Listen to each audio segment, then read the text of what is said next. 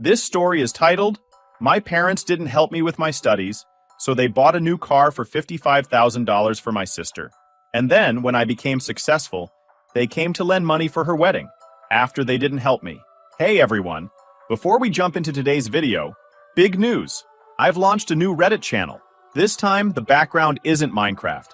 It's Subway Surfers in a Christmas theme to match the season. Check it out, subscribe, and join the fun. Links in the description. See you there. Now let's start the video. I thought my family was alright. Not great, not terrible. Just average, you know?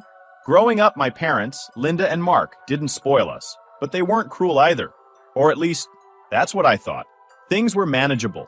We had food on the table, clothes that fit, and the occasional vacation to somewhere like a local lake or campground. Nothing fancy, but enough to feel like we were doing okay. All that changed when I turned 18 and got into med school. I'd worked my ass off in high school to make this happen, sacrificing weekends and summer breaks to study, volunteer, and do everything they said would look good on a med school application. And it paid off. I got into a solid program. And yeah, I was stoked. I remember sitting at the dinner table that night, the acceptance letter in my hand. I got in, I said, unable to keep the grin off my face. I just need some help with tuition. I'll pay you guys back once I'm working. Promise. Dad didn't even look up from his plate. He just kept cutting his meat like I hadn't said anything at all. Mom gave me one of her tired looks, the kind she usually reserved for when I asked for gas money, or an extra $10 for school supplies. We can't help you, Eric, Dad finally said. Money's tight right now. I blinked. Tight? I knew we weren't swimming in cash, but tight. You helped Ashley last year with her tuition, I pointed out. My voice wasn't even angry, just confused. What changed? Mom didn't even hesitate. Your sister needed help, she said simply. And we have other priorities now. Ashley, my older sister, sat across the table scrolling on her phone, acting like she wasn't part of this conversation. She didn't even glance up, and for some reason, that made me feel worse. That night, I tried to brush it off. I told myself they were stressed, that maybe they really were struggling. But 2 days later, Dad came home with a brand new Jeep Grand Cherokee. Not for him, for Ashley. When I say brand new, I mean brand new. Leather seats, fancy tech, the whole deal. And I heard Dad telling a neighbor it cost $55,000. I stared at it parked in the driveway like it was mocking. I couldn't believe it. They had other priorities, huh? Apparently, those priorities included making sure Ashley had a flashy car to cruise around town. Meanwhile, I was supposed to figure out how to pay for med school on my own. That night, I sat in my room staring at my acceptance letter. The excitement I'd felt just days earlier was gone, replaced by this sinking feeling in my chest. I thought about giving up on med school entirely. It wasn't like I could afford it, and clearly, my family wasn't going to help. But then I thought, screw it. If they weren't going to invest in me, I just have to invest in myself. The next morning, I started looking for jobs. Anything that would pay me enough to save for tuition. I applied everywhere. Restaurants, retail, delivery services. It was depressing, honestly. After spending years working toward med school, I was now competing for minimum wage jobs. I finally landed a position at a warehouse. That night, I collapsed onto my bed, too tired to even eat. But despite the exhaustion, there was this stubborn part of me that felt proud. I was doing it. I was taking care of myself, even if it sucked. What got under my skin was the way my parents acted like Ashley's success was a given, while I was just some afterthought. You're learning the value of hard work, Dad said one evening when I came home covered in dust and sweat. Hard work? I wanted to yell. I was breaking my back every day while Ashley was handed everything on a silver platter. But I didn't say anything. What was the point? One night, as I sat in my room doing homework, I heard Dad talking on the phone in the other room. He was bragging about Ashley's Jeep to someone, going on about how she deserved it for being so responsible. I slammed my textbook shut and left the house for a walk, needing to cool down. Responsible? Ashley didn't even have a part-time job.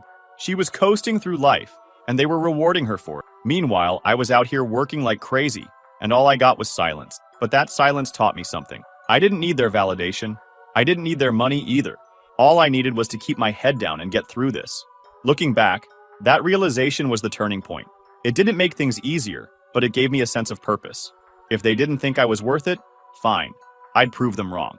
Getting into med school felt like the big win I'd been chasing for years.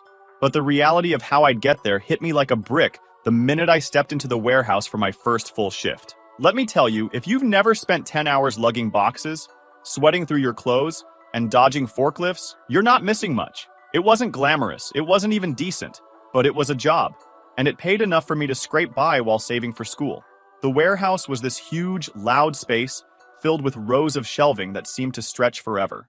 The air always felt thick with dust, and the fluorescent lights overhead buzzed nonstop. The work was grueling. I spent most of my day unloading delivery trucks and stacking boxes that sometimes weighed more than I did. My first week, I thought my arms were going to fall off. By the end of each shift, my hands were raw, my legs felt like jelly, and my back, don't even get me started on my back. It was the kind of pain that didn't go away after a hot shower or a night's sleep. It just stayed, like a constant reminder of how hard I was pushing myself. And the warehouse wasn't just physically draining, it was mentally exhausting too. The managers barked orders all day, always watching, ready to pounce if you were even a little slow. I'd hear stuff like, "Pick up the pace, Eric. Those boxes aren't going to move themselves," on repeat. Some days I wondered if they even saw us as people or just machines they could yell at to get more work done. Still, I didn't complain. I couldn't. I needed that paycheck to cover my tuition and basic expenses. Complaining wouldn't make the boxes any lighter or the shifts any shorter.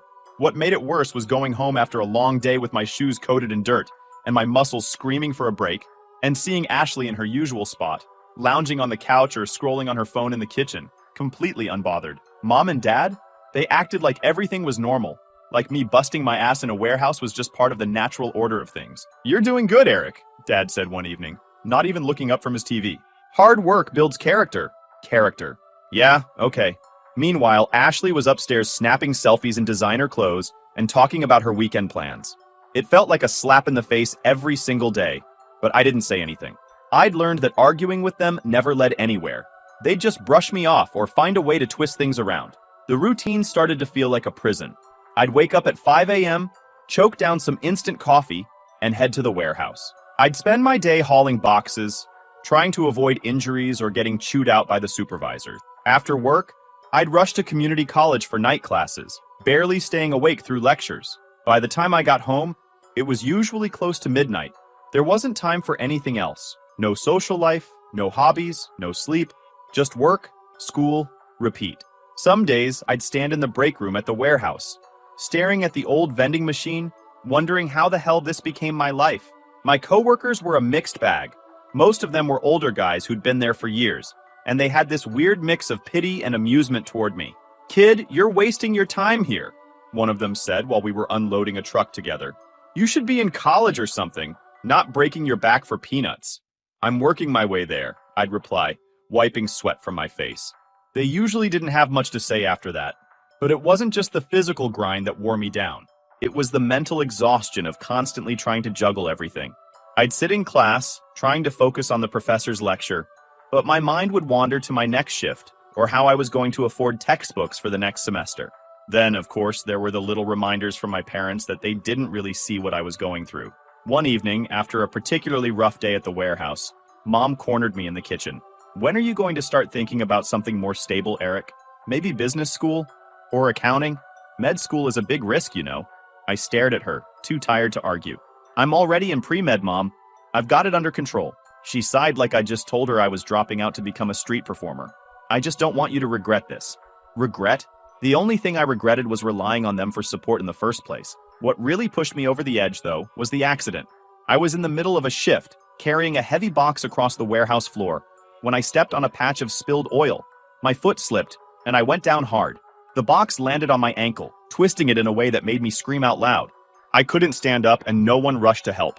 The manager eventually wandered over, muttered something about watching where I'm going, and called someone to cover my shift. No ambulance, no concern, just a "you're slowing us down" attitude. I hobbled out of there and managed to get to a walk-in clinic on my own. The doctor told me I'd sprained my ankle pretty bad and would need to stay off it for a few. That was hilarious because staying off it wasn't an option. When I called Mom to tell her what happened, hoping for maybe a little sympathy, she barely reacted. "That's too bad," she said, her tone flat. "By the way, Ashley's thinking about upgrading her car. Maybe you can help her find a good deal?" I hung up the phone without even saying goodbye. The weeks that followed were some of the hardest of my life. I couldn't work, which meant no paycheck, and my savings took a massive hit just trying to cover rent and food. I tried to focus on school, but the stress of not knowing how I'd make ends meet was overwhelming. My parents didn't offer to help, of course. And Ashley? She didn't even notice. Looking back, that accident was a turning point for me. It was when I realized just how little I mattered to them. But instead of breaking me, it pushed me harder. If they didn't care, fine. I didn't need their help or approval. I just needed to keep going. And I did. By the time my ankle healed, I was barely hanging on. My savings were drained, my credit card was maxed out, and I was behind on rent. The sprain had put me out of work for weeks.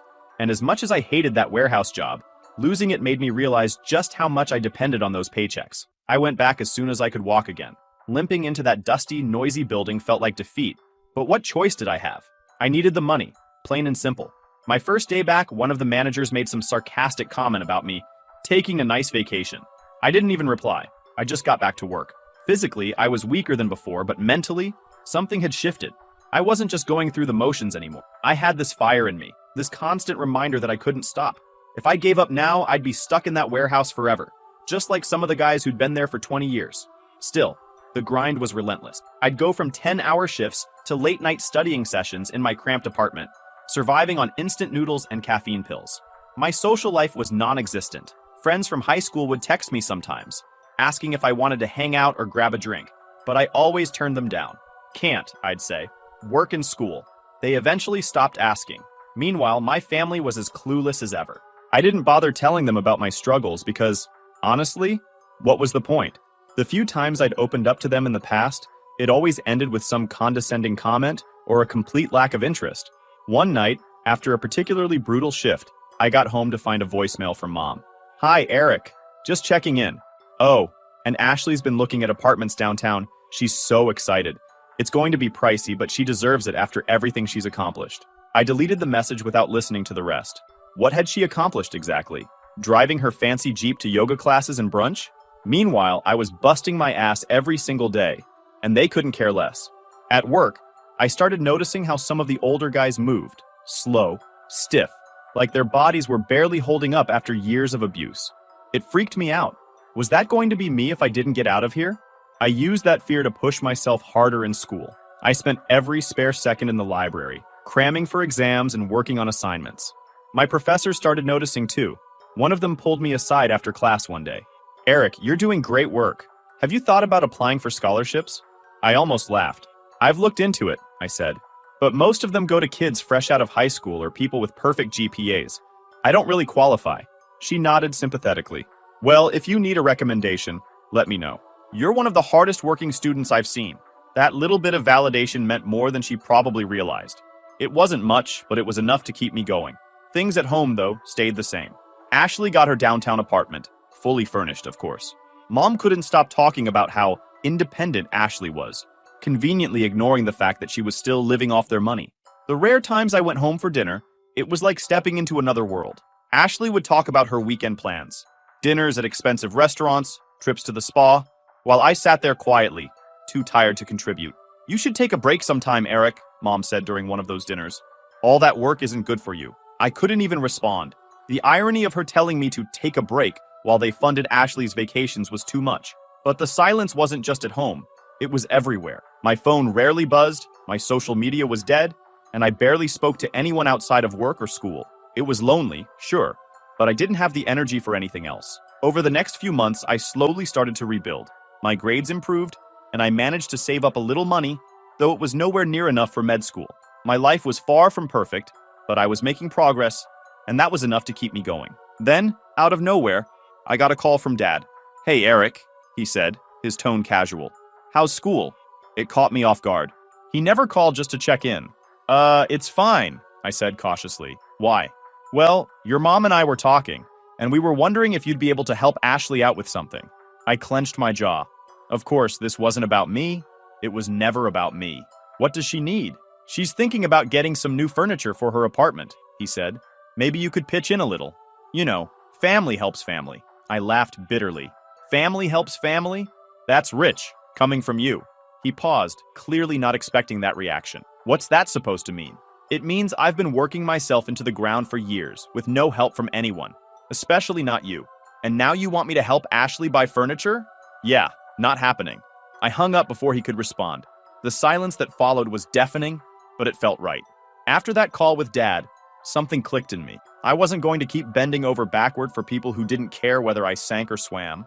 If they weren't going to lift me up, fine. I'd lift myself. It wasn't some grand declaration, It was more like a quiet decision to just stop giving energy to people who didn't deserve it. Work was brutal, as always. My ankle had healed, but I could still feel it twinge if I moved the wrong way. I couldn't afford to slow down, though. Every dollar I made went straight into my tuition fund or toward bills. No room for extras, no margin for error. The warehouse didn't get any easier. If anything, it felt harder after my injury. I didn't have the same stamina I used to, and my body felt older than it should. Some nights, I'd sit on the edge of my bed, just staring at my boots, wondering how I'd get up and do it all again the next day. But I didn't have time to feel sorry for myself. Med school applications were coming up, and I had to keep my grades sharp if I wanted a shot. Between shifts at the warehouse and my pre-med classes, I was running on fumes. Sleep was a luxury I couldn't afford. Mom still called occasionally, but it was always about Ashley, how she was thriving in her new apartment, how proud they were of her for managing so much responsibility. Responsibility? I wanted to laugh every time I heard that. Ashley's biggest stress was deciding whether to get white or beige furniture for her living room. Meanwhile, I was out here working 2 jobs and barely scraping by. But I didn't say anything. I just kept my head down and focused on what I could control. One day at the warehouse, I had a conversation with one of the older guys, Paul. He'd been there for 15 years and looked every bit of it. Stooped shoulders, calloused hands, and a permanent limp from an old injury. "You're still in school, right?" he asked during a break, lighting a cigarette just outside the loading dock. "Yeah," I said, wiping sweat off my face. "Good," he said, taking a drag. "Get out of here while you can. This place will chew you up and spit you out. Don't be like me." I didn't know what to say, so I just nodded. But his words stuck with me. That week, I started doubling down on my studies.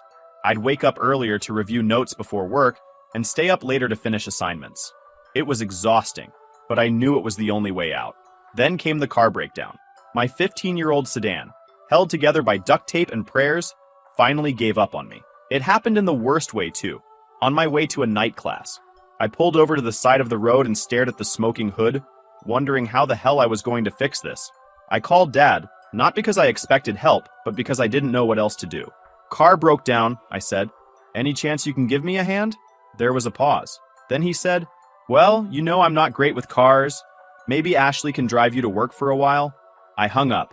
The idea of asking Ashley for anything made me want to gag. I ended up walking the last 2 miles to class that night, arriving drenched in sweat and late enough to miss half the lecture. I sat in the back, fuming, not just about the car, but about the fact that I couldn't even count on my own family for basic support. That weekend, I worked a few extra shifts to scrape together the cash for a cheap repair. It wasn't enough to fix everything, but it got the car running again, and that was all I needed. What surprised me most during this time was how little I heard from my parents. After that last call with Dad, it was radio silence. No, "How are you doing?" No, "Do you need help?" Just nothing. It was almost laughable. One night, while I was cramming for an exam, my phone buzzed. It was a text from Mom. "Hope you're doing okay, Eric. By the way, Ashley's thinking about a trip to Europe next summer. She's so excited." I stared at the message for a long time before deleting it. It wasn't even worth replying. Despite everything, I kept pushing forward. Every time I wanted to quit, I thought about guys like Paul, trapped in the warehouse because they didn't have a way out. I thought about the nights I spent walking to class or eating ramen for the 5th time that week.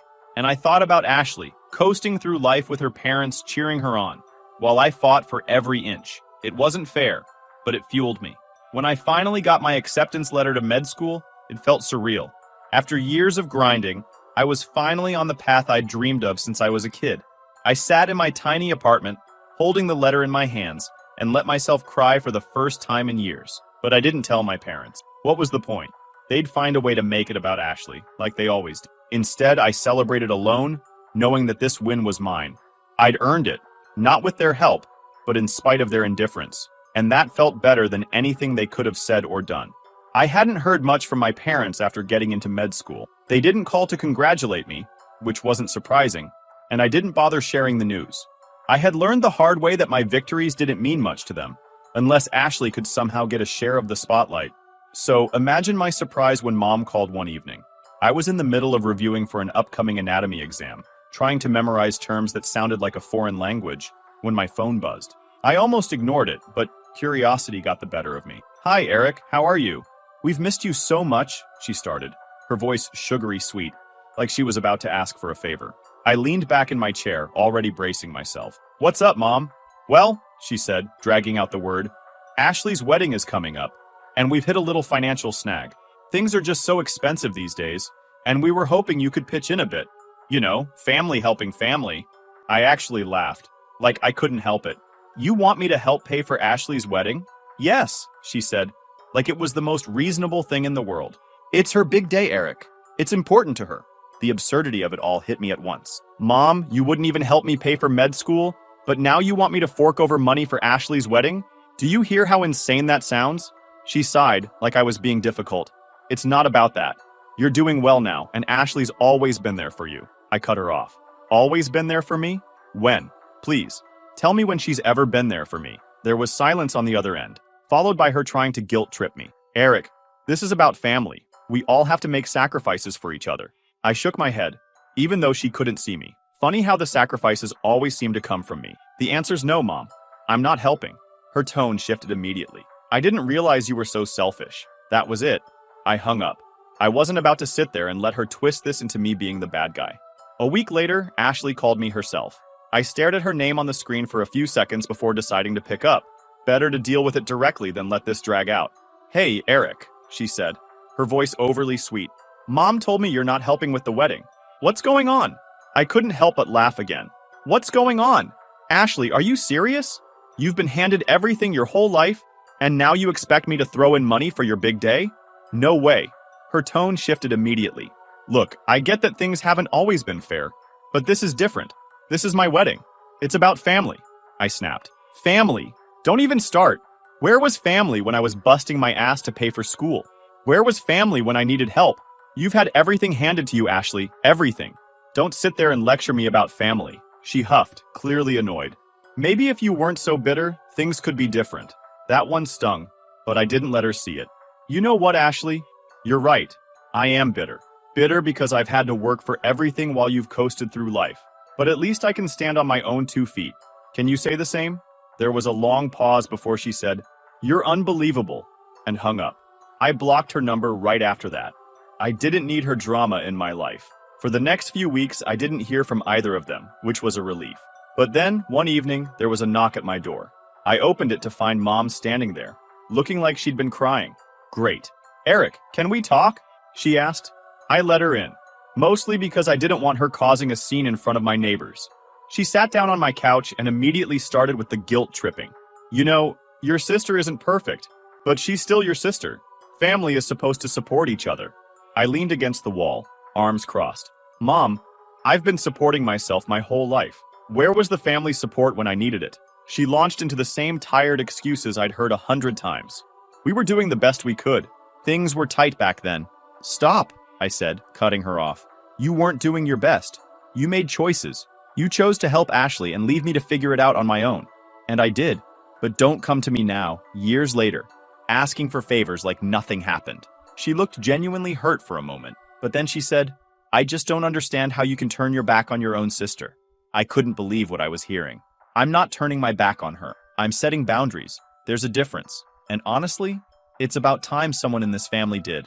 She didn't stay much longer after that. When she left, I felt a mix of emotion, relief that I stood my ground, but also anger that she still didn't get it. A few weeks later, I saw a picture of Ashley's wedding on social media. It was everything you'd expect. Extravagant venue, designer dress, the whole 9 yards. The caption read, Wish you could have been there, Eric. Still love you, though. I didn't respond. I didn't need to. For once, I felt like I was finally putting myself first, and it felt damn good. After Ashley's wedding came and went, the silence from my family was deafening. It wasn't the kind of silence where you wonder if something's wrong. It was the kind where you finally feel some peace. No texts, no calls, no random guilt trips disguised as checking in. For the first time in years, I didn't feel like I was walking around with a weight on my chest. I wasn't mad about missing the wedding. Honestly, I'd barely thought about it. From the pictures I saw online, it looked like the typical over-the-top event you'd expect from Ashley. Everything was flashy and curated for Instagram, right down to the choreographed first dance. About a month later, though, my phone rang, and it was Dad. I almost didn't answer, but curiosity won. Hey, I said, trying to keep it short. Hey, Eric, he started, his tone quieter than usual. I just wanted to say, I wish things hadn't gone this way. We didn't mean to make you feel like you didn't matter. I waited. I could tell there was more coming. But, he continued, your sister needed us, and we did what we thought was best at the time. There it was, the same excuse I'd heard 1,000 times. I sighed, not even angry anymore, just exhausted. Dad, I don't hate you, or Mom, or even Ashley, but I can't pretend like nothing happened. You made your choices, and I've made mine. He was quiet for a few seconds, then said, I get it. I really do. I just hope one day we can all be close again. Maybe, I replied. But it's going to take time. We hung up after that, and I realized something. For the first time, I didn't feel like I needed their approval. I wasn't chasing their validation anymore. I wasn't trying to prove anything. I'd built my life without them, and I was proud of that. Over the next few months, I focused on med school. It wasn't easy, it never had been, but it felt different now. I wasn't carrying the same bitterness I used to. I was just doing my thing, working hard, and letting everything else fall away. Ashley didn't reach out again after the wedding, and I was fine with that. Every now and then, I'd see her posts pop up on social media, pictures from some tropical vacation or a new designer bag she'd just bought. It didn't sting the way it used to. Instead, it felt more like watching a stranger's life unfold. Mom eventually tried to reach out too, but her attempts were half-hearted.